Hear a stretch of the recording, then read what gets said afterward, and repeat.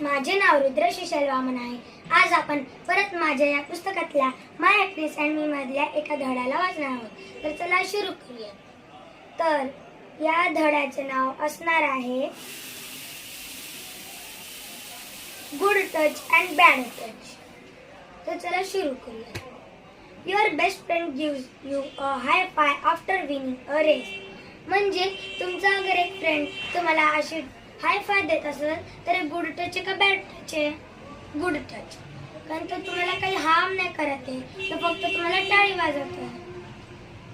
Your neighbour hugs you tightly without your consent even though you feel uncomfortable. म्हणजे अगर तुमचे असे neighbours आले, बाजूवाले आले, तुमचे असे टेकून राहिले, तुम्हाला असं दाबलं तर तुम्हाला आवडेल नाही, तुम्हाला दुखेल, मग ते झाला bad touch. A stranger touches you while you are walking alone. जे काही असे लेकर असतात जे एकटे जातात एकटे येतात असे प्रवास करतात ना, मग अगर कोणी स्ट्रेंजर म्हणजे ते ओळखत नाही कोणाला, त्यांना असं हात लावलं तर कसं वाटेल? चांगलं नाही वाटणार ना, मग तो पण एक बॅड टच आहे. A teacher pats you on the back to praise your excellent work.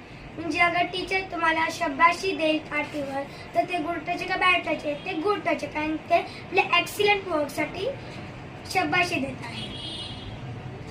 Your sibling playfully tickles you and you are both laughing and having fun. म्हणजे अगर तुमचा कोणी भाऊ बहीण असेल तर तुम्हाला अगर गुदगुली करायला आणि तुम्ही दोघं हसतात खेळताना तर तो गुड टच झाला, कारण तुम्ही तर खेळतात ते फक्त, अजून तर काही नाही करत ते.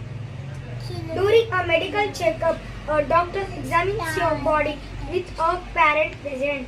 म्हणजे अगर कोणता डॉक्टर तुमचे बॉडीची एक्झामिन करत असेल, एक्सरे घेत असेल, तर तिथं अगर कोणी पॅरेंट असेल तर ते चांगलं वाटेल नाही वाटणार, कारण ते चांगलं नसतं.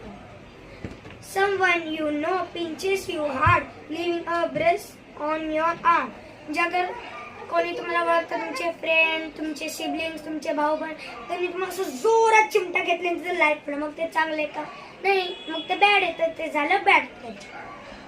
A family member gives you a warm loving hug when you are feeling sad.